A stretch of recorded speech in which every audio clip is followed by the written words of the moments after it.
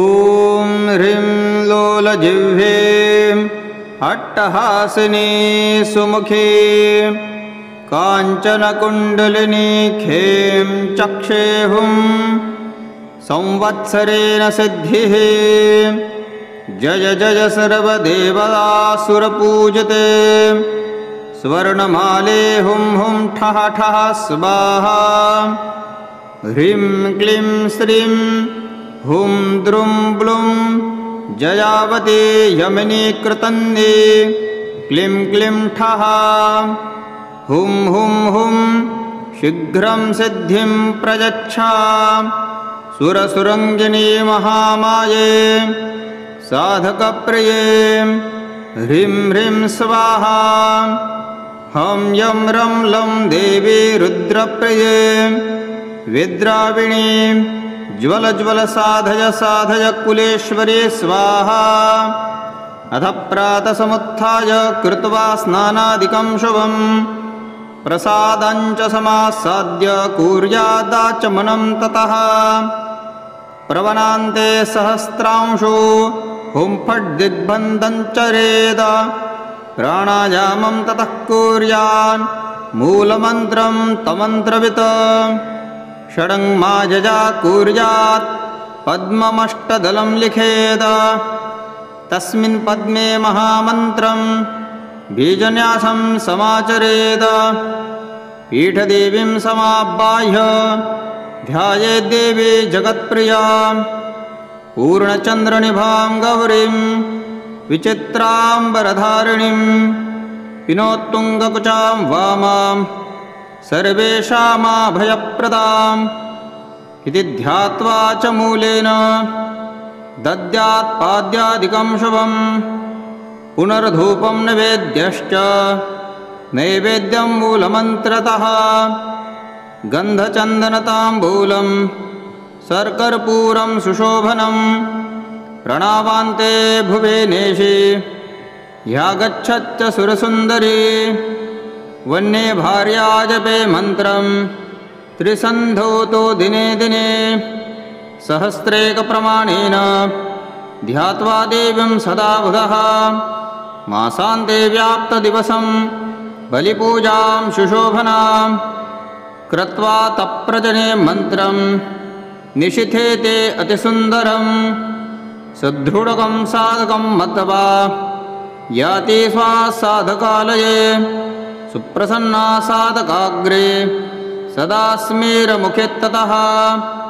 दृष्ट्वा देवीं साधकेन्द्रो दद्यात्पाद्यादिकं शुभं सुचन्दनं सुमानसो दत्त्वा विलशतं वदेत यद्यतत्प्रार्थ्यते सर्वं सदातीति दिने दिने ॐ ह्रौं क्रौं क्रौं क्रौं हुं फट् फट त्रुट त्रुट ह्रीं ह्रीं भूतप्रेतभूतिनी प्रेतानि आगच्छागच्छ ह्रीं ह्रीं ठः ठः वटवृक्षतले रात्रौ जपेदष्टसहस्रकं धूपश्च गुग्गलं दत्त्वा पुनरात्रौ जपेन्मनुम् अर्धरात्रिगते चैव साधकाश्च ध्यते ध्रुवं यदाद्गन्धोदकेन्नार्घ्यं तुष्टे भवति तत्क्षणाद वरं दत्त्वा ततः सोऽपि चिरवश्य भवेत् सदा डं डां डिं डिं ध्रीं धुं धुं धुं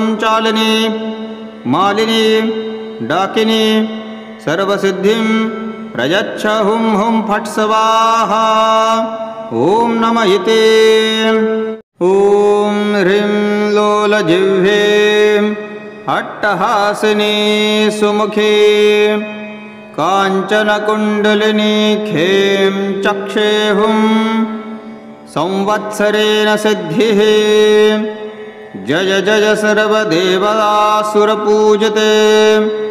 स्वर्णमाले हुं हुं ठः ठः स्वाहा ह्रीं क्लीं श्रीं हुं द्रुं ब्लुं जयावती यमिनी कृतन्नी क्लीं क्लीं ठः हुं हुं हुं शीघ्रं सिद्धिं प्रयच्छ सुरसुरङ्गिनी महामाये साधकप्रिये ह्रीं ह्रीं स्वाहा।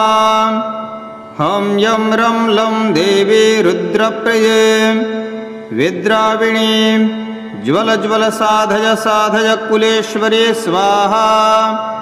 अथ प्रातसमुत्थाय कृत्वा स्नानादिकं शुभं प्रसादञ्च समासाद्य कुर्यादाचमनं ततः प्रवनान्ते सहस्रांशो हुं फट् दिग्बन्धं चरेद प्राणायामं ततः कुर्यान् मूलमन्त्रं तमन्त्रवित् षडङ्माजजा कुर्यात् पद्ममष्टदलं लिखेद तस्मिन् पद्मे महामन्त्रं बीजन्यासं समाचरेद पीठदेवीं समाबाह्य ध्यायेद्देवी जगत्प्रियां पूर्णचन्द्रनिभां गौरीं विचित्राम्बरधारिणीं विनोत्तुङ्गकुचां वामां सर्वेषामभयप्रदाम् इति ध्यात्वा च मूलेन दद्यात् पाद्यादिकं शुभं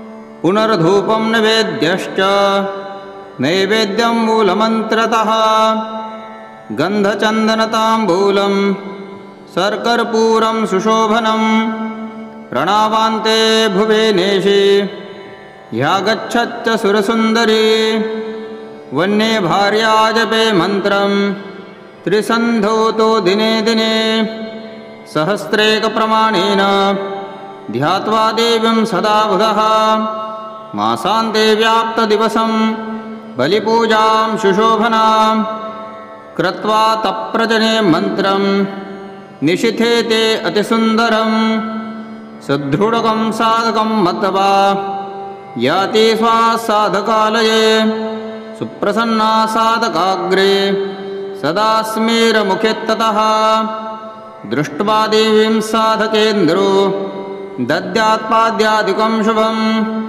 सुचन्दनं सुमानसो दत्वा विलशतं वदेत यद्यतत्प्रार्थ्यते सर्वं सदातीति दिने दिने।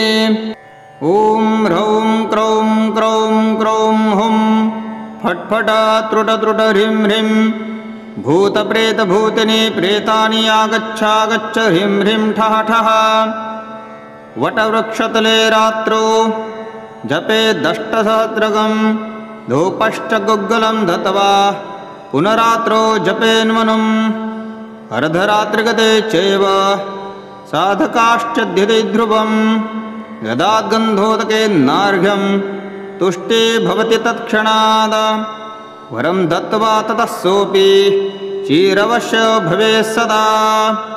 डं डां डिं डिं ध्रीं धुं धुं धुं चालिनी मालिनी डाकिनी सर्वसिद्धिं प्रयच्छ हुं हुं फट् स्वाहा। ॐ नमः इति। ॐ ह्रीं लोलजिह्वे अट्टहासिनी सुमुखी काञ्चनकुण्डलिनी खें चक्षे हुं संवत्सरेण सिद्धिः जय जय सर्वदेवतासुरपूजिते स्वर्णमाले हुं हुं ठः ठः स्वाहा।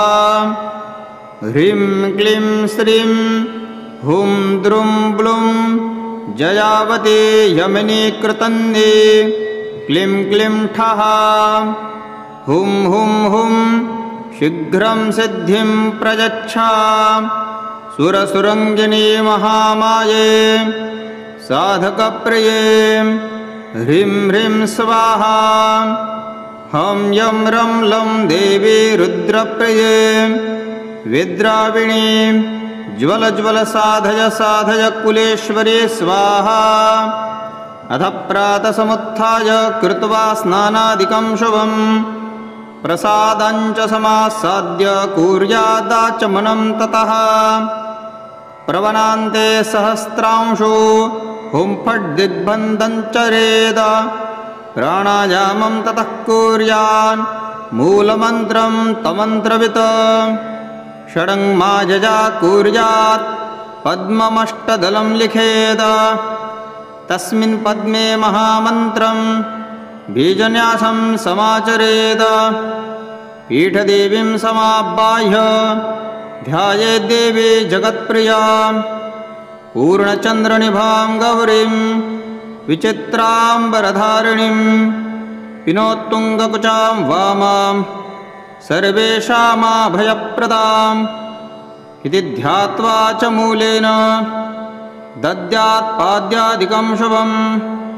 पुनर्धूपं निवेद्यश्च नैवेद्यं मूलमन्त्रतः गन्धचन्दनताम्बूलं सर्कर्पूरं सुशोभनं प्रणावान्ते भुवेनेशि ह्यागच्छच्च सुरसुन्दरी वन्ये भार्या जपे मन्त्रं त्रिसन्धौतो दिने दिने सहस्रेकप्रमाणेन ध्यात्वा देवीं सदा बुधः मासान्ते व्याप्तदिवसं बलिपूजां सुशोभनां कृत्वा तप्रजने मन्त्रं निशिथे ते अतिसुन्दरं सुदृढकं साधकं मत्वा याति स्वासाधकालये सुप्रसन्ना साधकाग्रे सदा स्मेरमुखेत्ततः दृष्ट्वा देवीं साधकेन्द्रो दद्यात्पाद्यादिकं शुभं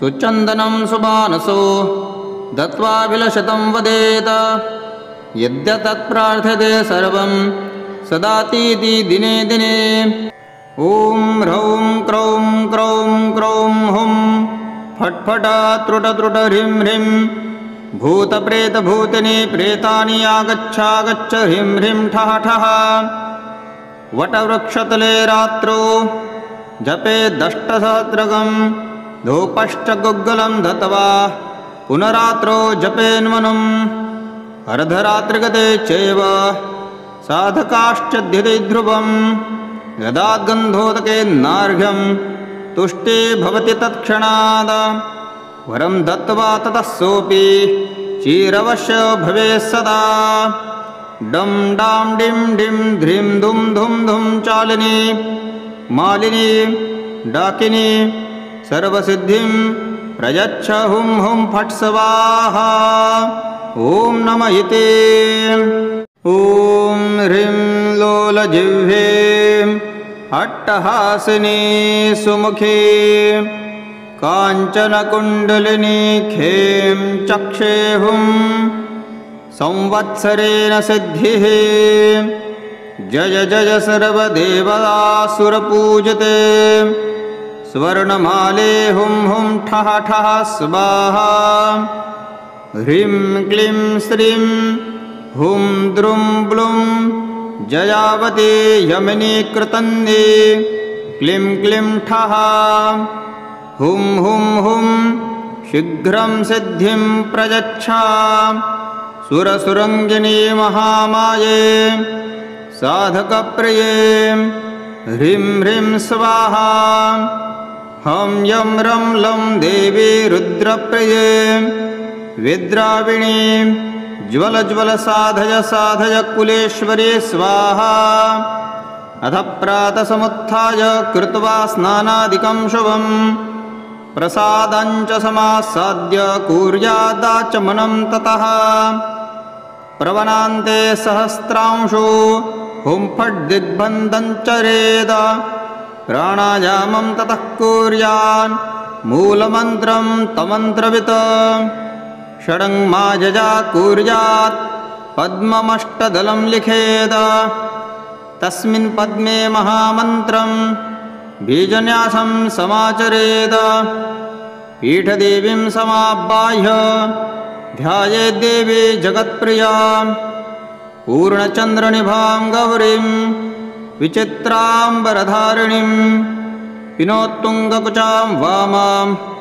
सर्वेषामाभयप्रदाम् इति ध्यात्वा च मूलेन दद्यात् पाद्यादिकं शुभं पुनर्धूपं निवेद्यश्च नैवेद्यं मूलमन्त्रतः गन्धचन्दनताम्बूलं सर्कर्पूरं सुशोभनं प्रणावान्ते भुवेनेशि ह्यागच्छच्च सुरसुन्दरी वन्ये भार्या जपे मन्त्रं त्रिसन्धौतो दिने दिने सहस्रेकप्रमाणेन ध्यात्वा देवीं सदा बुधः मासान्ते व्याप्तदिवसं बलिपूजां शुशोभनां कृत्वा तप्रजने मन्त्रं निशिथे ते अतिसुन्दरं सुदृढकं साधकं मत्वा याति स्वासाधकालये सुप्रसन्ना साधकाग्रे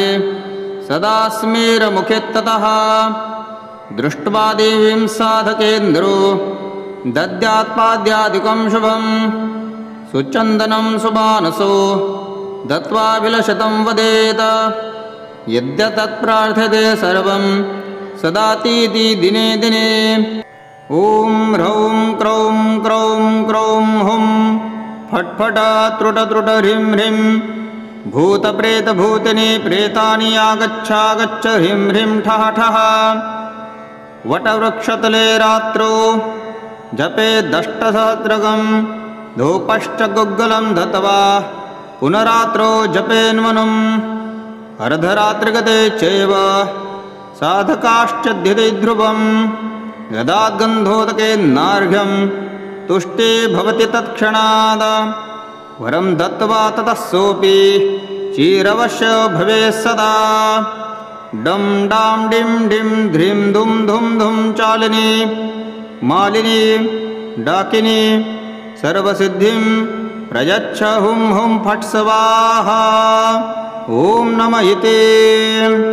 ॐ ह्रीं लोलजिह्वे अट्टहासिनी सुमुखी काञ्चनकुण्डलिनी खें चक्षे हुं संवत्सरेण सिद्धिः जय जय सर्वदेवतासुरपूजिते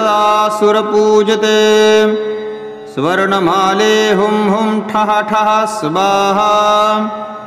ह्रीं क्लीं श्रीं हुं द्रुं ब्लुं जयावती यमिनी कृतन्दी क्लीं क्लीं ठः हुं हुं हुं शीघ्रं सिद्धिं प्रयच्छ सुरसुरङ्गिनी महामाये साधकप्रिये ह्रीं ह्रीं स्वाहा।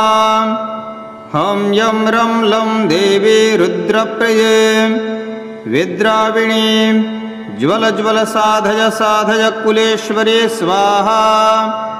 अथ प्रातसमुत्थाय कृत्वा स्नानादिकं शुभं प्रसादञ्च समासाद्य कुर्यादाचमनं ततः प्रवनान्ते सहस्रांशो हुं फट् दिग्बन्धं चरेद प्राणायामं ततः कुर्यान् मूलमन्त्रं तमन्त्रवित् षडङ्माजजा कुर्यात् पद्ममष्टदलं लिखेद तस्मिन् पद्मे महामन्त्रं बीजन्यासं समाचरेद पीठदेवीं समाबाह्य ध्यायेद्देवी जगत्प्रियां पूर्णचन्द्रनिभां गौरीं विचित्राम्बरधारिणीं विनोत्तुङ्गकुचां वामां सर्वेषामाभयप्रदाम्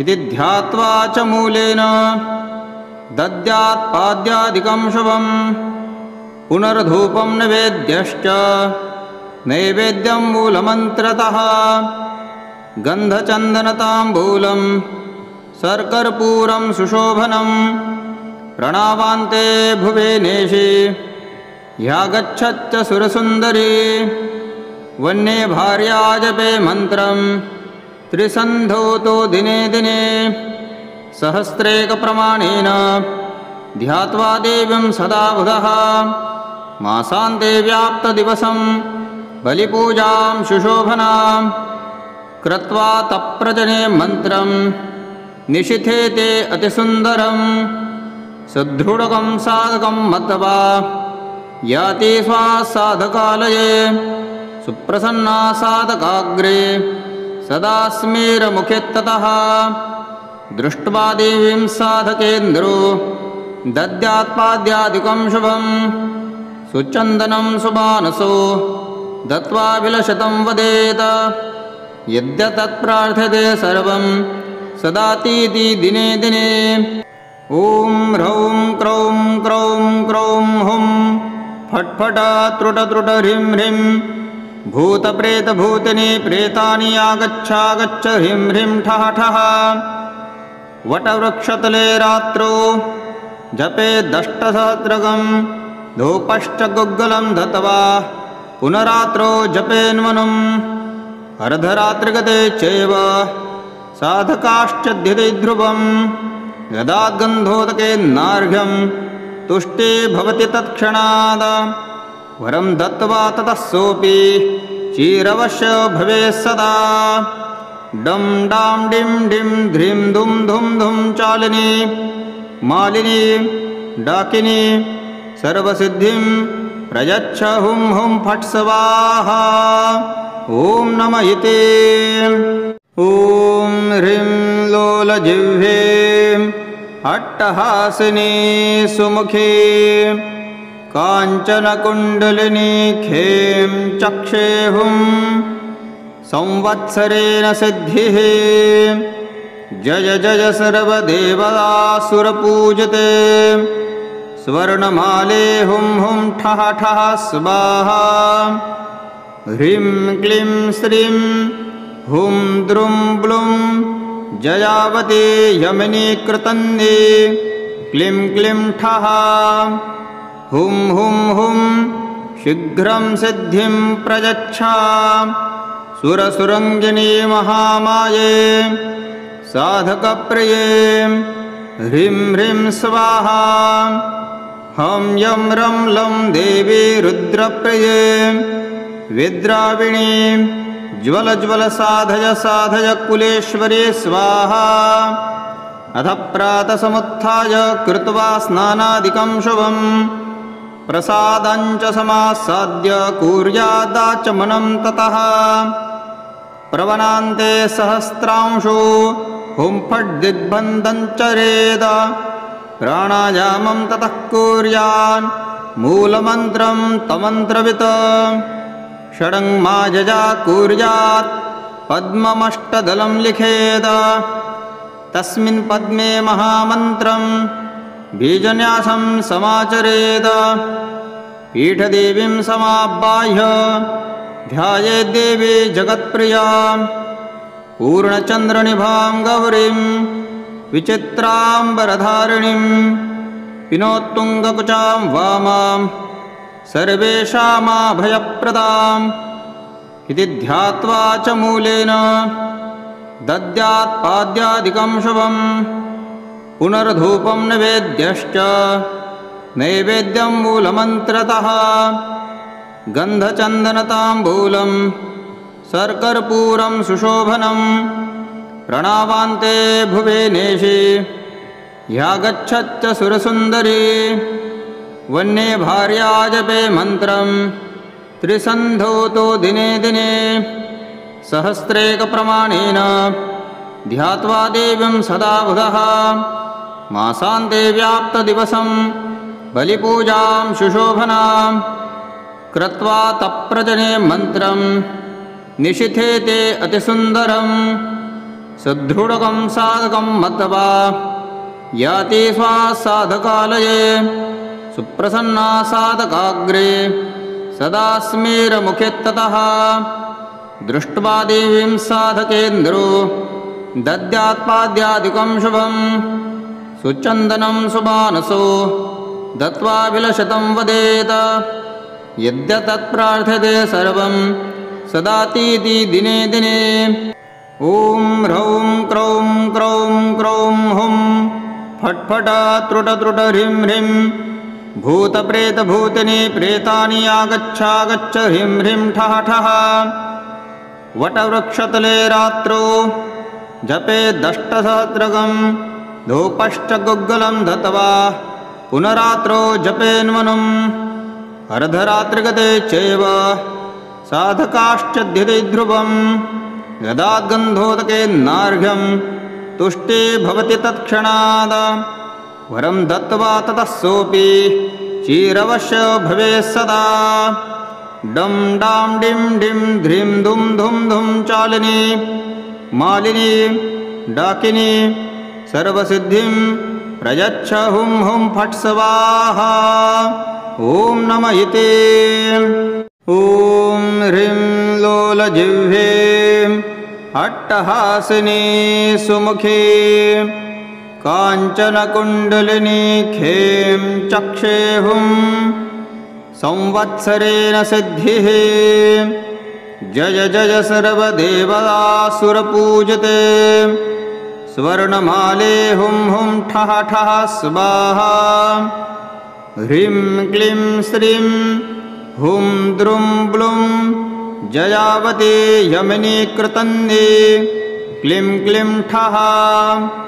हुं हुं हुं शीघ्रं सिद्धिं प्रयच्छ सुरसुरङ्गिनी महामाये साधकप्रिये। ह्रीं ह्रीं स्वाहा। हं यं रं लं देवी रुद्रप्रिये विद्राविणी ज्वल ज्वल साधय साधय कुलेश्वरी स्वाहा। अथ प्रातसमुत्थाय कृत्वा स्नानादिकं शुभं प्रसादञ्च समासाद्य कुर्यादाचमनं ततः। प्रवनान्ते सहस्रांशो हुं फट् दिग्बन्धं चरेद। प्राणायामं ततः कुर्यान् मूलमन्त्रं तमन्त्रवित्। षडङ्माजजा कुर्यात् पद्ममष्टदलं लिखेद। तस्मिन् पद्मे महामन्त्रं बीजन्यासं समाचरेद। पीठदेवीं समाबाह्य ध्यायेद्देवी जगत्प्रियां पूर्णचन्द्रनिभां गौरीं विचित्राम्बरधारिणीं विनोत्तुङ्गकुचां वामां सर्वेषामाभयप्रदाम्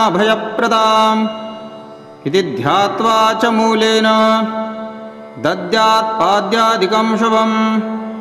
पुनर्धूपं निवेद्यश्च नैवेद्यं मूलमन्त्रतः। गन्धचन्दनताम्बूलं सर्कर्पूरं सुशोभनं प्रणावान्ते भुवेनेशि ह्यागच्छच्च सुरसुन्दरी। वन्ये भार्या जपे मन्त्रं त्रिसन्धौतो दिने दिने सहस्रेकप्रमाणेन ध्यात्वा देवीं सदा बुधः। मासान्ते व्याप्तदिवसं बलिपूजां सुशोभनां कृत्वा तप्रजने मन्त्रं निशिथे ते अतिसुन्दरं। सुदृढकं साधकं मत्वा याति स्वासाधकालये सुप्रसन्ना साधकाग्रे सदा स्मेरमुखेत्ततः। दृष्ट्वा देवीं साधकेन्द्रो दद्यात्पाद्यादिकं शुभं। सुचन्दनं सुमानसो दत्त्वा विलशतं वदेत। यद्यतत्प्रार्थ्यते सर्वं सदातीति दिने दिने। ॐ ह्रौं क्रौं क्रौं क्रौं हुं फट् फट त्रुट त्रुट ह्रीं ह्रीं भूतप्रेतभूतिनी प्रेतानि आगच्छागच्छ ह्रीं ह्रीं ठः ठः। वटवृक्षतले रात्रौ जपेदष्टसहस्रकं धूपश्च गुग्गलं दत्त्वा पुनरात्रौ जपेन्मनुम्। अर्धरात्रिगते चैव साधकाश्च ध्यते ध्रुवं। यदाद्गन्धोदकेन्नार्घ्यं तुष्टे भवति तत्क्षणात्। वरं दत्त्वा ततः सोऽपि चिरवश्य भवेत् सदा। डं डां डिं डिं ध्रीं धुं धुं धुं चालिनी मालिनी डाकिनी सर्वसिद्धिं प्रयच्छ हुं हुं फट् स्वाहा। ॐ नम इते।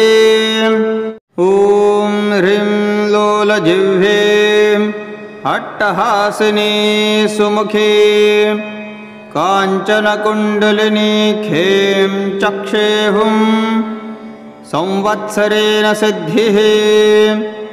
जय जय सर्वदेवतासुरपूजिते स्वर्णमाले हुं हुं ठः ठः स्वाहा। ह्रीं क्लीं श्रीं हुं द्रुं ब्लुं जयावती यमिनी कृतन्दी क्लीं क्लीं ठः।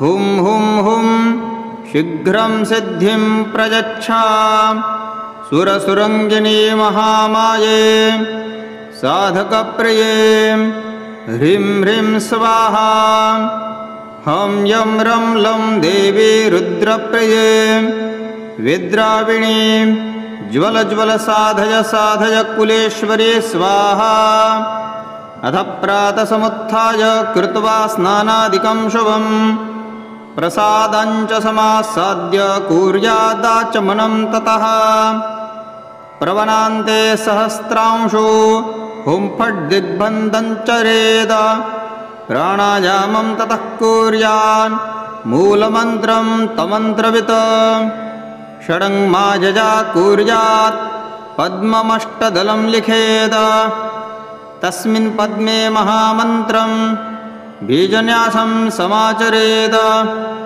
पीठदेवीं समाबाह्य ध्यायेद्देवी जगत्प्रियां पूर्णचन्द्रनिभां गौरीं विचित्राम्बरधारिणीं विनोत्तुङ्गकुचां वामां सर्वेषामाभयप्रदाम् इति ध्यात्वा च मूलेन दद्यात् पाद्यादिकं शुभं पुनर्धूपं निवेद्यश्च नैवेद्यं मूलमन्त्रतः गन्धचन्दनताम्बूलं सर्कर्पूरं सुशोभनं प्रणावान्ते भुवेनेशि ह्यागच्छच्च सुरसुन्दरी वन्ये भार्या जपे मन्त्रं त्रिसन्धौतो दिने दिने सहस्रेकप्रमाणेन ध्यात्वा देवीं सदा बुधः मासान्ते व्याप्तदिवसं बलिपूजां सुशोभनां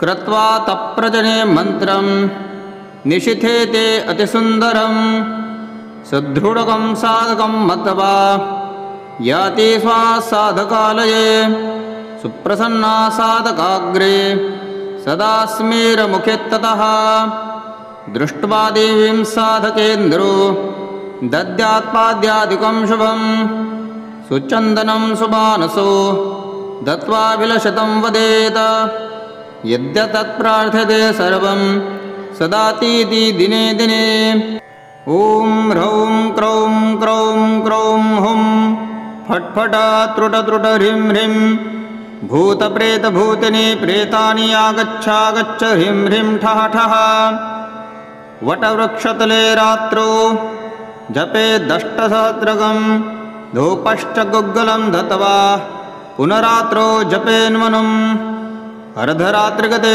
चैव साधकाश्च ध्यते ध्रुवं यदाद्गन्धोदकेन्नार्घ्यं तुष्टे भवति तत्क्षणात् वरं दत्त्वा ततः सोऽपि चिरवश्य भवेत् सदा डं डां डिं डिं ध्रीं धुं धुं धुं चालिनी मालिनी डाकिनी सर्वसिद्धिं प्रयच्छ हुं हुं फट् स्वाहा ॐ नमः इति ॐ ह्रीं लोलजिह्वे अट्टहासिनी सुमुखी काञ्चनकुण्डलिनी खें चक्षेहुं संवत्सरेण सिद्धिः जय जय सर्वदेवतासुरपूजिते स्वर्णमाले हुं हुं ठः ठः स्वाहा ह्रीं क्लीं श्रीं हुं द्रुं ब्लुं जयावती यमिनी कृतन्दी क्लीं क्लीं ठः हुं हुं हुं शीघ्रं सिद्धिं प्रयच्छ सुरसुरङ्गिनी महामाये साधकप्रिये ह्रीं ह्रीं स्वाहा हं यं रं लं देवी रुद्रप्रिये विद्राविणी ज्वल ज्वल साधय साधय कुलेश्वरी स्वाहा अथ प्रातसमुत्थाय कृत्वा स्नानादिकं शुभं प्रसादञ्च समासाद्य कुर्यादाचमनं ततः प्रवनान्ते सहस्रांशो हुं फट् दिग्बन्धं चरेद प्राणायामं ततः कुर्यान् मूलमन्त्रं तमन्त्रवित् षडङ्माजजा कुर्यात् पद्ममष्टदलं लिखेद तस्मिन् पद्मे महामन्त्रं बीजन्यासं समाचरेत्। पीठदेवीं समाबाह्य ध्यायेद्देवी जगत्प्रियां पूर्णचन्द्रनिभां गौरीं विचित्राम्बरधारिणीं विनोत्तुङ्गकुचां वामां सर्वेषामभयप्रदाम् इति ध्यात्वा च मूलेन दद्यात् पाद्यादिकं शुभम्। पुनर्धूपं निवेद्यश्च नैवेद्यं मूलमन्त्रतः गन्धचन्दनताम्बूलं सर्कर्पूरं सुशोभनं प्रणावान्ते भुवेनेशि ह्यागच्छच्च सुरसुन्दरी। वन्ये भार्या जपे मन्त्रं त्रिसन्धौतो दिने दिने सहस्रेकप्रमाणेन ध्यात्वा देवीं सदा बुधः मासान्ते व्याप्तदिवसं बलिपूजां सुशोभनां कृत्वा तप्रजने मन्त्रं निशिथे ते अतिसुन्दरं सुदृढकं साधकं मत्वा याति स्वासाधकालये सुप्रसन्ना साधकाग्रे सदा स्मेरमुखेत्ततः दृष्ट्वा देवीं साधकेन्द्रो दद्यात्पाद्यादिकं शुभम्। सुचन्दनं सुमानसो दत्वा विलशतं वदेत यद्यतत्प्रार्थ्यते सर्वं सदातीति दिने दिने। ॐ ह्रौं क्रौं क्रौं क्रौं हुं फट् फट त्रुट त्रुट ह्रीं ह्रीं भूतप्रेतभूतिनी प्रेतानि आगच्छागच्छ ह्रीं ह्रीं ठः ठः। वटवृक्षतले रात्रौ जपेदष्टसहस्रकं धूपश्च गुग्गलं दत्वा पुनरात्रौ जपेन्मनुम्। अर्धरात्रिगते चैव साधकाश्च ध्यते ध्रुवं यदाद्गन्धोदकेन्नार्घ्यं तुष्टे भवति तत्क्षणात्। वरं दत्त्वा ततः सोऽपि चिरवश्यो भवेत् सदा। डं डां डिं डिं ध्रीं धुं धुं धुं चालिनी मालिनी डाकिनी सर्वसिद्धिं प्रयच्छ हुं हुं फट् स्वाहा। ॐ नमः इति। ॐ ह्रीं लोलजिह्वे अट्टहासिनी सुमुखी काञ्चनकुण्डलिनी खें चक्षे हुं संवत्सरेण सिद्धिः। जय जय सर्वदेवतासुरपूजिते स्वर्णमाले हुं हुं ठः ठः स्वाहा। ह्रीं क्लीं श्रीं हुं द्रुं ब्लुं जयावती यमिनी कृतन्दी क्लीं क्लीं ठः। हुं हुं हुं शीघ्रं सिद्धिं प्रयच्छ सुरसुरङ्गिनी महामाये साधकप्रिये। ह्रीं ह्रीं स्वाहा।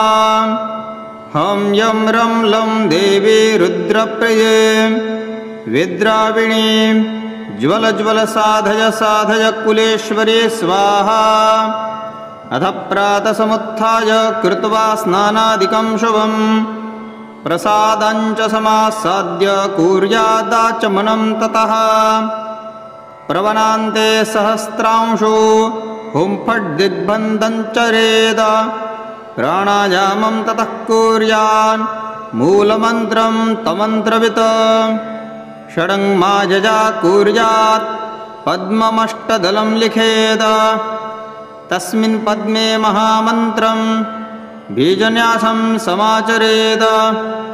पीठदेवीं समाबाह्य ध्यायेद्देवी जगत्प्रियां पूर्णचन्द्रनिभां गौरीं विचित्राम्बरधारिणीं विनोत्तुङ्गकुचां वामां सर्वेषामभयप्रदाम् इति ध्यात्वा च मूलेन दद्यात् पाद्यादिकं शुभम्। पुनर्धूपं निवेद्यश्च नैवेद्यं मूलमन्त्रतः गन्धचन्दनताम्बूलं सर्कर्पूरं सुशोभनं प्रणावान्ते भुवेनेशि ह्यागच्छच्च सुरसुन्दरी। वन्ये भार्या जपे मन्त्रं त्रिसन्धौतो दिने दिने सहस्रेकप्रमाणेन ध्यात्वा देवीं सदा बुधः मासान्ते व्याप्तदिवसं बलिपूजां शुशोभनां कृत्वा तप्रजने मन्त्रं निशिथे ते अतिसुन्दरं सुदृढकं साधकं मत्वा याति स्वासाधकालये सुप्रसन्ना साधकाग्रे सदा स्मेरमुखेत्ततः दृष्ट्वा देवीं साधकेन्द्रो दद्यात्पाद्यादिकं शुभं सुचन्दनं सुमानसो दत्वा विलशतं वदेत यद्यतत्प्रार्थ्यते सर्वं सदातीति दिने दिने।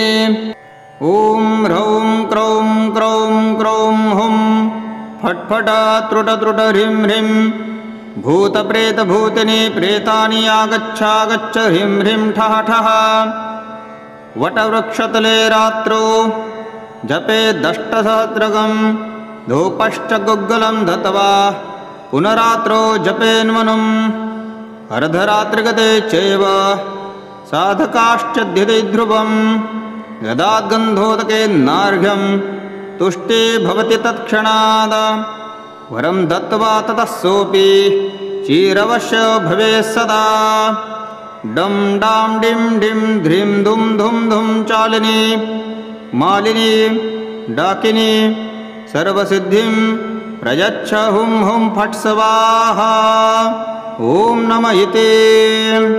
ॐ ह्रीं लोलजिह्वे अट्टहासिनी सुमुखी काञ्चनकुण्डलिनी खें चक्षे हुं संवत्सरेण सिद्धिः जय जय सर्वदेवतासुरपूजिते स्वर्णमाले हुं हुं ठः ठः स्वाहा। ह्रीं क्लीं श्रीं हुं द्रुं ब्लुं जयावती यमिनी कृतन्दी क्लीं क्लीं ठः हुं हुं हुं शीघ्रं सिद्धिं प्रयच्छ सुरसुरङ्गिनी महामाये साधकप्रिये ह्रीं ह्रीं स्वाहा। हं यं रं लं देवी रुद्रप्रिये विद्राविणी ज्वल ज्वल साधय साधय कुलेश्वरी स्वाहा। अथ प्रातसमुत्थाय कृत्वा स्नानादिकं शुभं प्रसादाञ्च समासाद्य कुर्यादाचमनं ततः प्रवनान्ते सहस्रांशो हुं फट् दिग्बन्धं चरेद प्राणायामं ततः कुर्यान् मूलमन्त्रं तमन्त्रवित् षडङ्माजजा कुर्यात् पद्ममष्टदलं लिखेद तस्मिन् पद्मे महामन्त्रं बीजन्यासं समाचरेद पीठदेवीं समाबाह्य ध्यायेद्देवी जगत्प्रियां पूर्णचन्द्रनिभां गौरीं विचित्राम्बरधारिणीं विनोत्तुङ्गकुचां वामां सर्वेषामाभयप्रदाम् इति ध्यात्वा च मूलेन दद्यात्पाद्यादिकं शुभं पुनर्धूपं निवेद्यश्च नैवेद्यं मूलमन्त्रतः गन्धचन्दनताम्बूलं सर्कर्पूरं सुशोभनं प्रणावान्ते भुवेनेशि ह्यागच्छच्च सुरसुन्दरी वन्ये भार्या जपे मन्त्रं त्रिसन्धौतो दिने दिने सहस्रेकप्रमाणेन ध्यात्वा देवीं सदा बुधः मासान्ते व्याप्तदिवसं बलिपूजां शुशोभनां कृत्वा तप्रजने मन्त्रं निशिथे ते अतिसुन्दरं सुदृढकं साधकं मत्वा याति स्वासाधकालये सुप्रसन्ना साधकाग्रे सदा स्मेरमुखेत्ततः दृष्ट्वा देवीं साधकेन्द्रो दद्यात्पाद्यादिकं शुभं सुचन्दनं सुमानसो दत्वा विलशतं वदेत यद्यतत्प्रार्थ्यते सर्वं सदातीति दिने दिने। ॐ ह्रौं क्रौं क्रौं क्रौं हुं फट् फट त्रुट त्रुट ह्रीं ह्रीं भूतप्रेतभूतिनि प्रेतानि आगच्छागच्छ ह्रीं ह्रीं ठः ठः। वटवृक्षतले रात्रौ जपेदष्टसहस्रकं धूपश्च गुग्गलं दत्त्वा पुनरात्रौ जपेन्मनुम्। अर्धरात्रिगते चैव साधकाश्चध्यते ध्रुवं यदाद्गन्धोदकेन्नार्घ्यं तुष्टे भवति तत्क्षणाद। वरं दत्त्वा ततः सोऽपि चिरवश्य भवेत् सदा। डं डां डिं डिं ध्रीं धुं धुं धुं चालिनी मालिनी डाकिनी सर्वसिद्धिं प्रयच्छ हुं हुं फट् स्वाहा। ॐ नमः इति। ॐ ह्रीं लोलजिह्वे अट्टहासिनी सुमुखी काञ्चनकुण्डलिनी खें चक्षे हुं संवत्सरेण सिद्धिः। जय जय सर्वदेवतासुरपूजिते स्वर्णमाले हुं हुं ठः ठः स्वाहा। ह्रीं क्लीं श्रीं हुं द्रुं ब्लुं जयावती यमिनी कृतन्दी क्लीं क्लीं ठः।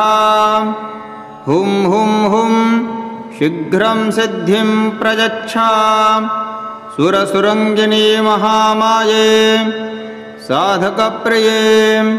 ह्रीं ह्रीं स्वाहा।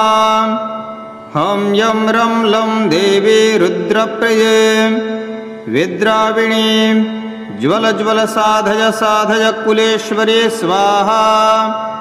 अथ प्रातसमुत्थाय कृत्वा स्नानादिकं शुभं प्रसादाञ्च समासाद्य कुर्यादाचमनं ततः। प्रवनान्ते सहस्रांशो हुं फट् दिग्बन्धं चरेद। प्राणायामं ततः कुर्यान् मूलमन्त्रं तमन्त्रवित्।